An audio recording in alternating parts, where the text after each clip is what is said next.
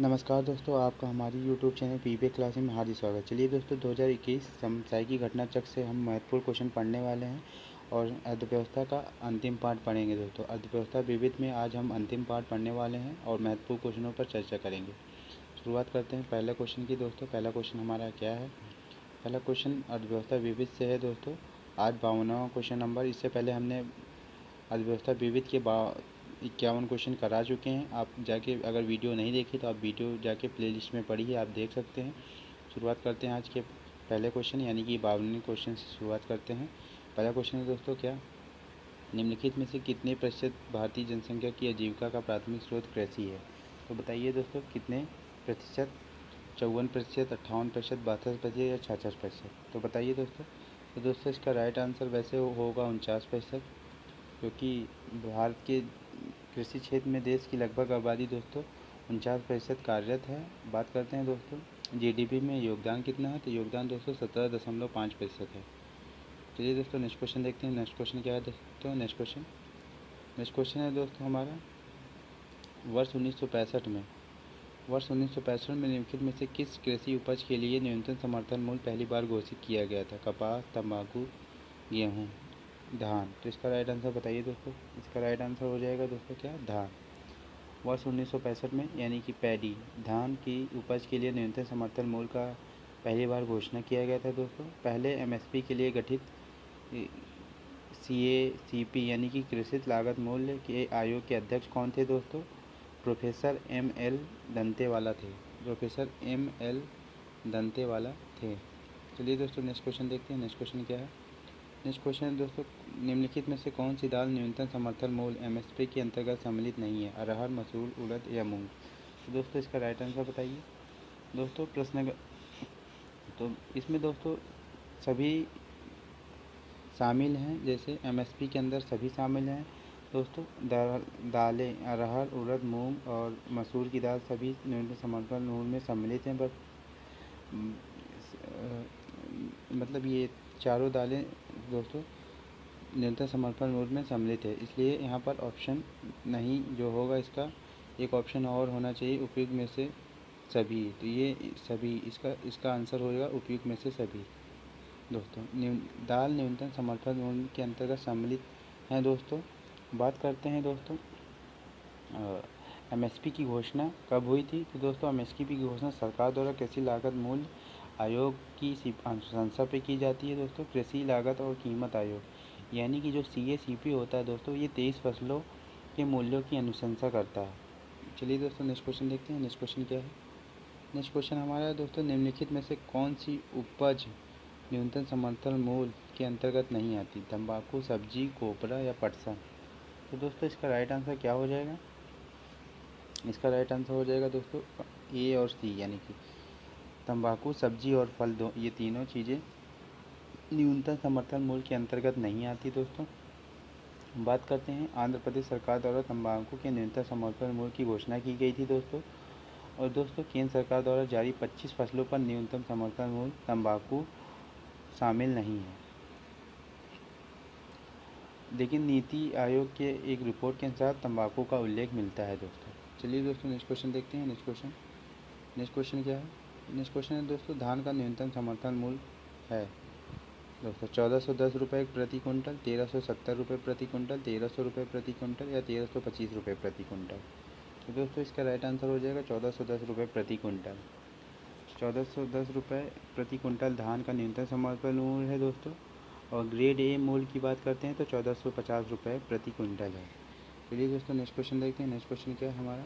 Next question है दोस्तों, निम्नलिखित में से कौन सी मिश्रित खेती की विशेषता है? नकदी और खाद्य दोनों फसलों की साथ साथ खेती करना, दो या दो से अधिक फसलों को एक ही खेत में उगाना, पशुपालन और फसल उत्पादन को एक साथ करना?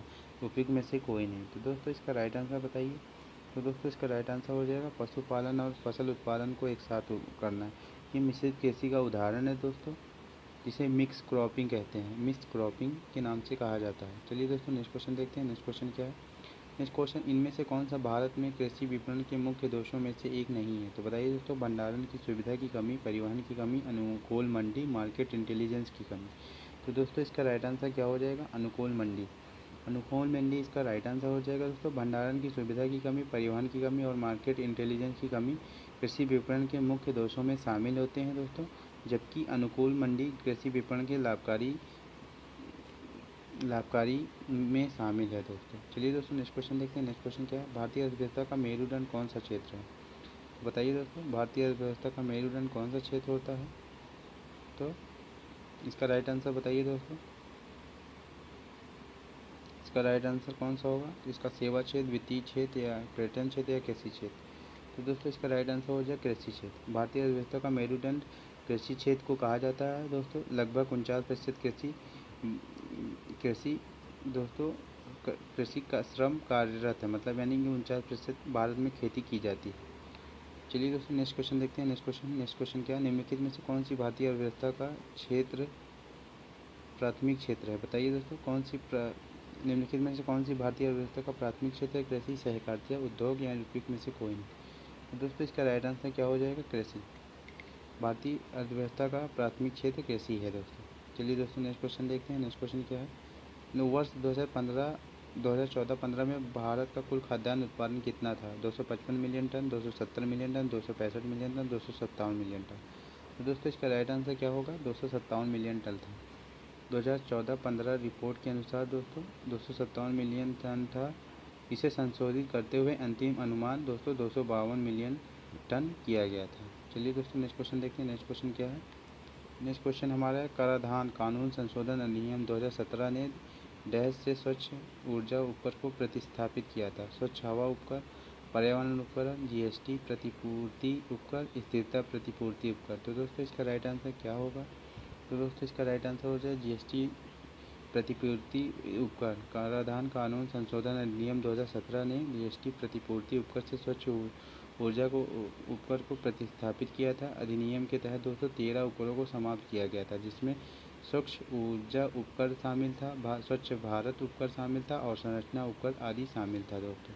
ये दोस्तों नेक्स्ट क्वेश्चन देखते हैं। नेक्स्ट क्वेश्चन क्या है, नेक्स्ट क्वेश्चन है दोस्तों हमारा क्या, संयुक्त राज्य अमेरिका दुनिया का सबसे बड़ा जीडीपी वाला देश है। कौन सा देश वैश्विक रैंकिंग में दूसरे स्थान पे है? यानी कि वैश्विक जीडीपी रैंकिंग में दूसरे स्थान पे है जापान, जर्मनी, चीन, भारत? तो दोस्तों इसका राइट आंसर क्या होगा? तो इसका राइट आंसर दोस्तों बताइए। तो दोस्तों इसका राइट आंसर हो जाएगा चीन।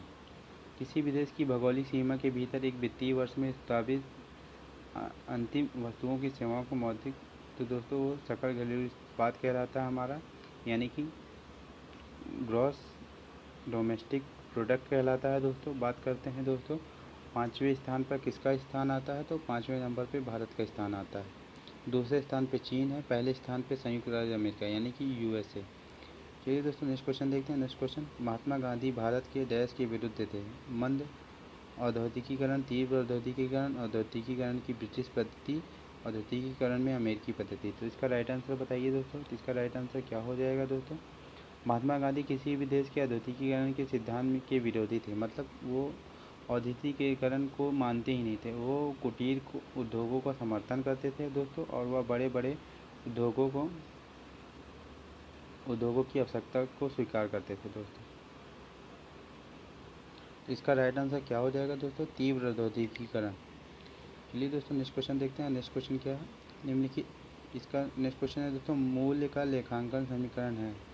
मूल्य लेखांकन समीकरण है तो दोस्तों बताइए, शेयर धारकों का हिस्सा बराबर संपत्ति माइनस देयताएं, लाभ बराबर राजस्व माइनस लागत, संपत्ति बराबर देयताएं प्लस शेयर धारकों का हिस्सा, निवल मूल्य बराबर संपत्ति प्लस देयताएं? तो दोस्तों इसका राइट आंसर हो जाएगा क्या? संपत्ति बराबर देयताएं प्लस शेयर धारकों का हिस्सा। मूल्य लेखांकन का यह समीकरण होता है दोस्तों, अर्थात इसके बारे में हम बता देते हैं तो आपको, तो यह किसी व्यक्ति या व्यवसाय की संपत्ति और देनदारियों और मालिक की इक्विटी के बीच संबंध का प्रतिनिधित्व करता है दोस्तों। इसे बैलेंस शीट समीकरण भी कहा जाता है। क्या कहा जाता है? बैलेंस शीट समीकरण, बैलेंस शीट समीकरण कहा जाता है। चलिए दोस्तों नेक्स्ट क्वेश्चन देखते हैं। नेक्स्ट क्वेश्चन क्या है? Next question, equity share capital से निश्चित ब्याज वहन निधि के अनुपात को डैश कहा जाता है? मालिकाना अनुपात, पूंजी आवत अनुपात, पूंजी लाभ अनुपात, ऋण सेवा क्षमता अनुपात? तो दोस्तों इसका राइट आंसर क्या होगा? इसका राइट आंसर हो जाएगा पूंजी लाभ अनुपात। पूंजी लाभ अनुपात इनका राइट आंसर हो जाएगा दोस्तों। पूंजी लाभ अनुपात को क्या कहा जाता है? तो कैपिटल गियरिंग रेशियो कहा जाता है, कैपिटल गियरिंग रेशियो। चलिए दोस्तों नेक्स्ट क्वेश्चन देखते हैं। नेक्स्ट क्वेश्चन क्या है? नेक्स्ट क्वेश्चन 2017-18 के दौरान भारत का तीसरा सबसे बड़ा प्रत्यक्ष विदेशी निवेशक देश कौन सा है? Netherland, Singapore, USA, Maldives. दोस्तों इसका राइट आंसर हो जाएगा नीदरलैंड। नीदरलैंड 2017-18 के दौरान भारत का तीसरा सबसे बड़ा प्रत्यक्ष विदेशी निवेशक देश रहा है दोस्तों। बात करते हैं दूसरे स्थान पर कौन रहा है। तो दोस्तों दूसरे स्थान पर एफडीआई के मामले में दोस्तों मॉरिशस और सिंगापुर रहा है। चलिए दोस्तों नेक्स्ट क्वेश्चन देखते हैं। नेक्स्ट क्वेश्चन क्या है? नेक्स्ट क्वेश्चन है दोस्तों 14वें वित्त आयोग के अध्यक्ष निम्न में से कौन था? शांता कुमार, सी रंगराजन, वाई रेड्डी, उपयुक्त में से कोई नहीं। दोस्तों इसका राइट आंसर हो जाएगा 14वें वित्त आयोग के अध्यक्ष वाई रेड्डी थे दोस्तों इनका कार्यकाल 14वें वित्त आयोग 2013 में की बात है दोस्तों। और दोस्तों 14वें वित्त आयोग का कार्यकाल कब था? 2015 से 2020 तक था। चलिए दोस्तों नेक्स्ट क्वेश्चन देखते हैं। नेक्स्ट क्वेश्चन क्या है? नेक्स्ट क्वेश्चन भारत में पहली आर्थिक जनगणना किस वर्ष की गई? बताइए दोस्तों। 1977 में, 1975 में, 1980 में, 1965 में। तो दोस्तों इसका राइट आंसर हो जाएगा 1977 में पहली आर्थिक जनगणना की गई थी दोस्तों।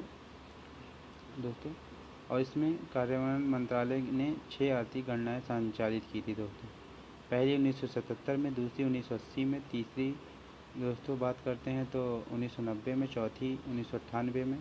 इसी तरह 6 आर्थिक जनगणनाएँ संचालित की गई थी दोस्तों। चलिए दोस्तों नेक्स्ट क्वेश्चन देखते हैं। नेक्स्ट क्वेश्चन क्या है? किसानों को लाभ पहुंचाने हेतु कृषि उपज की सहकारी विपणन को बढ़ावा देने के उद्देश्य से निम्न में से किसको स्थापित किया गया था? नेफेड को, एफसीआई को, नाबार्ड को या नवधान्य को। इसका राइट आंसर क्या हो जाएगा दोस्तों? नेफेड को। बात करते हैं नेफेड की। तो दोस्तों नेफेड का फुल नेम क्या हो जाता है? National agriculture cooperative marketing federation of India. इसकी स्थापना कब हुई थी? तो दोस्तों 1958 में इसकी स्थापना हुई थी दोस्तों। चलिए दोस्तों नेक्स्ट क्वेश्चन देखते हैं। नेक्स्ट क्वेश्चन क्या है? नेक्स्ट क्वेश्चन हमारा है दोस्तों भारत में कई केंद्रीय सरकारी संगठन है जो कृषि विपणन में शामिल हैं। इनमें से कौन सा एक संगठन है शामिल नहीं है? तो बताइए दोस्तों। भारतीय कपास निगम, भारतीय खाद्य निगम, कृषि लागत और कीमतों का आयोग, भारत की कृषि निगम। तो इसका राइट आंसर क्या हो जाएगा? भारत के कृषि निगम। दोस्तों ये शामिल नहीं है, बाकी 3 संगठन शामिल है। भारतीय कपास निगम शामिल है, भारतीय खाद्य निगम शामिल है, कृषि लागत और कीमतों का आयोग शामिल है दोस्तों। चलिए दोस्तों नेक्स्ट क्वेश्चन देखते हैं। नेक्स्ट क्वेश्चन क्या है? नेक्स्ट क्वेश्चन हमारा कब भारत सरकार ने किसानों को यूरिया सब्सिडी बढ़ाकर 2020 तक कर दी थी? तो बताइए दोस्तों। 2017 से 2015, 2016, 2018। तो इसका राइट आंसर हो जाएगा दोस्तों क्या? 2018। इसका राइट आंसर 2018 हो जाएगा दोस्तों। भारत सरकार द्वारा किसानों को दी जाने वाली यूरिया सब्सिडी 2018 से बढ़ाकर 2020 तक कर दी गई है। चलिए दोस्तों नेक्स्ट क्वेश्चन देखते हैं। नेक्स्ट क्वेश्चन क्या है? नेक्स्ट क्वेश्चन है दोस्तों हमारा क्या? प्राथमिक क्षेत्र में श्रमिक एक वर्ष में ज़्यादातर समय बेरोजगार रहते हैं, इसलिए यदि इनमें से कुछ श्रमिक प्राथमिक क्षेत्र से अन्य क्षेत्रों में स्थानांतरित किए जाते हैं तो कुल प्राथमिक उत्पादन में कोई बदलाव नहीं होगा। इस प्रकार की बेरोजगारी को क्या माना जाता है? अल्पकालिक बेरोजगारी, अस्थायी बेरोजगारी, अंतर्निहित बेरोजगारी, संगठित बेरोजगारी। तो दोस्तों इसका क्या माना जाता है? अंतर्निहित बेरोजगारी माना जाता है।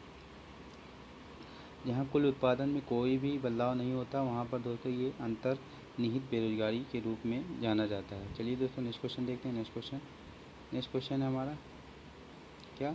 कलकत्ता में भारतीय सांख्यिकी संगठन की स्थापना किसने की थी? आर.सी. देसाई ने, दादा भाई नौरोजी ने, पी.सी. महालनोबिस ने, वी.के.आर. राव ने। तो इसका राइट आंसर बताइए दोस्तों। इसका राइट आंसर हो जाएगा कलकत्ता में भारतीय सांख्यिकी संस्थान की स्थापना पी.सी. महालनोबिस ने की थी दोस्तों इसकी स्थापना कब हुई थी? तो 1931 में हुई थी दोस्तों, कलकत्ता में। चलिए दोस्तों नेक्स्ट क्वेश्चन देखते हैं। नेक्स्ट क्वेश्चन क्या है? नेक्स्ट क्वेश्चन निम्नलिखित में से कौन सा देश दुनिया का सबसे बड़ा ट्रैक्टर बाजार है? ब्राज़ील, रूस, अमेरिका, भारत। तो दोस्तों इसका राइट आंसर हो जाएगा भारत। दुनिया का आधुनिक कृषि क्षेत्र में आने वाला प्रमुख उपकरण है दोस्तों ट्रैक्टर, और भारत दुनिया का सबसे बड़ा ट्रैक्टर बाजार है। चलिए दोस्तों नेक्स्ट क्वेश्चन क्या है हमारा? नेक्स्ट क्वेश्चन है दोस्तों भारत में सिक्कों की ढलाई का एकमात्र अधिकार किसके पास है? तो बताइए दोस्तों। तो बताइए दोस्तों इसका राइट आंसर क्या होगा। सिक्कों की ढलाई का अधिकार भारतीय स्टेट बैंक के पास, भारतीय रिजर्व बैंक के पास, या भारत सरकार के पास, या भारत की सुरक्षा मुद्रण और प्रिंटिंग निगम लिमिटेड के पास। तो इसका राइट आंसर क्या हो जाएगा दोस्तों। इसका राइट आंसर हो जाएगा भारत सरकार के पास। भारत सरकार के पास इसका अधिकार है दोस्तों। बात करते हैं भारत के सिक्कों की ढलाई का एकमात्र अधिकार दोस्तों भारत की सरकार के पास है दोस्तों। 1906 नियम यानी कि सिक्का निर्माण अधिनियम 1906 के अनुसार दोस्तों भारत सरकार का यह अधिकार है दोस्तों कि वो सिक्कों की ढलाई कर सकता है। चलिए दोस्तों नेक्स्ट क्वेश्चन देखते हैं। नेक्स्ट क्वेश्चन क्या है। इनमें से कौन सा बैंक और उनकी टैगलाइन के बीच एक असंगत मिलान है। तो बताइए दोस्तों। भारतीय state bank, a banker to every Indian, Punjab national bank, बढ़ती का नाम जिंदगी, Kotak Mahindra bank, let's make money simple, या Dena bank, trusted family bank. तो इसका राइट आंसर क्या हो जाएगा दोस्तों। पंजाब नेशनल बैंक, बढ़ती का नाम जिंदगी। दोस्तों इसकी टैगलाइन नहीं है दोस्तों। बात करते हैं पंजाब नेशनल की टैगलाइन क्या है दोस्तों। तो जिस नाम से आप बैंक कर सकते हैं, ना कि बढ़ती का नाम ज़िंदगी दोस्तों, यानी कि जिस नाम से आप बैंक कर सकते हैं। इसका टैगलाइन क्या है दोस्तों। जिस नाम से आप बैंक कर सकते हैं। चलिए दोस्तों नेक्स्ट क्वेश्चन देखते हैं। नेक्स्ट क्वेश्चन क्या है। नेक्स्ट क्वेश्चन है दोस्तों। महात्मा गांधी ने देश अर्थव्यवस्था की वकालत की, स्थानीय, केंद्रीकृत, विकेंद्रीकृत, ग्लोबल। तो इसका राइट आंसर हो जाएगा क्या, विकेंद्रीकृत। महात्मा गांधी ने विकेंद्रीकृत अर्थव्यवस्था की वकालत की थी। उनका मानना था दोस्तों कि गाँवों के विकास से ही देश का विकास संभव है। चलिए दोस्तों नेक्स्ट क्वेश्चन देखते हैं। नेक्स्ट क्वेश्चन क्या है हमारा। नेक्स्ट क्वेश्चन है दोस्तों। भारत द्वारा निर्यात की जाने वाली शीर्ष 5 वस्तुओं में से कौन सी 2 कृषि उत्पाद हैं। गेहूँ और चावल, चावल और चीनी, मक्का और चावल, गेहूँ चीनी। तो इसका राइट आंसर क्या हो जाएगा दोस्तों, चावल और चीनी। चलिए दोस्तों नेक्स्ट क्वेश्चन देखते हैं। नेक्स्ट क्वेश्चन क्या है। नेक्स्ट क्वेश्चन है दोस्तों। सकल घरेलू प्रसन्नता की अवधारणा विकसित की है किसने। स्वीडन द्वारा, ऑस्ट्रिया द्वारा, भूटान द्वारा, भारत द्वारा। तो दोस्तों इसका राइट आंसर क्या हो जाएगा, बी। इसका राइट आंसर हो जाएगा भूटान द्वारा। सकल घरेलू प्रसन्नता की अवधारणा 1972 में भूटान के चौथे राजा दोस्तों के द्वारा विकसित की गई थी दोस्तों। बात करते हैं दोस्तों जिसे संतुष्टि से लेकर तीव्र उल्लास तक की कही गई सकारात्मकता भावनाओं से परिभाषित किया जा सकता है। चलिए दोस्तों नेक्स्ट क्वेश्चन देखते हैं। नेक्स्ट क्वेश्चन क्या है। निम्नलिखित में से किस देश ने 1 अप्रैल से 31 मार्च की अवधि को अपना वित्तीय वर्ष नहीं बनाया। तो बताइए दोस्तों। जापान ने, अमेरिका ने, न्यूजीलैंड ने, या कनाडा ने। तो इसका राइट आंसर हो जाएगा अमेरिका ने। अमेरिका ने 1 अप्रैल से 31 मार्च की अवधि को वित्तीय वर्ष नहीं बनाया दोस्तों, जबकि ये वित्तीय वर्ष कब मानते हैं, 1 अक्टूबर से 30 सितंबर तक मानते हैं। चलिए दोस्तों नेक्स्ट क्वेश्चन देखते हैं। नेक्स्ट क्वेश्चन क्या है दोस्तों। ब्रेक्जिट क्या है। रघुराम राजन का आरबीआई गवर्नर से हटना, नवीनतम हॉलीवुड मूवी, यूरोपीय संघ से ब्रिटेन का प्रस्तावित निकास, इनमें से कोई नहीं। तो दोस्तों इसका राइट आंसर हो जाएगा क्या, रघुराम राजन का आरबीआई गवर्नर से पद से हटाना। तो इसका राइट आंसर यही हो जाएगा। ब्रेक्जिट का अर्थ हो दोस्तों ब्रिटेन का यूरोपियन यूनियन से बाहर होना। भी ब्रेक्जिट शब्द का प्रयोग किया गया था और संभवतः ब्रेक्जिट शब्द का प्रयोग रघुराम राजन द्वारा भारतीय बैंक से दूसरे कार्यकाल के लिए मना कर देने का पर प्रयोग में लाया गया था दोस्तों। चलिए दोस्तों नेक्स्ट क्वेश्चन देखते हैं। नेक्स्ट क्वेश्चन क्या है। इकोनॉमिक सर्वे किसके द्वारा प्रकाशित किया जाता है। Reserve bank of India, planning commission, ministry of finance, Indian statistical institute. तो इसका राइट आंसर हो जाएगा तो क्या, मिनिस्ट्री ऑफ फाइनेंस दोस्तों। आर्थिक समीक्षा वित्त मंत्रालय भारत सरकार द्वारा प्रकाशित होता है। चलिए दोस्तों नेक्स्ट क्वेश्चन देखते हैं। नेक्स्ट क्वेश्चन क्या है। आर्थिक आसूचना परिषद का अध्यक्ष कौन होता है। वित्त मंत्री, वित्त सचिव, प्रधानमंत्री, आरबीआई के गवर्नर। तो इसका राइट आंसर हो जाएगा दोस्तों वित्त मंत्री दोस्तों, यानी कि आर्थिक सूचना परिषद EIC का अध्यक्ष होता है दोस्तों। चलिए दोस्तों नेक्स्ट क्वेश्चन देखते हैं। नेक्स्ट क्वेश्चन क्या है। नेक्स्ट क्वेश्चन निम्नलिखित में से किस देश को भारत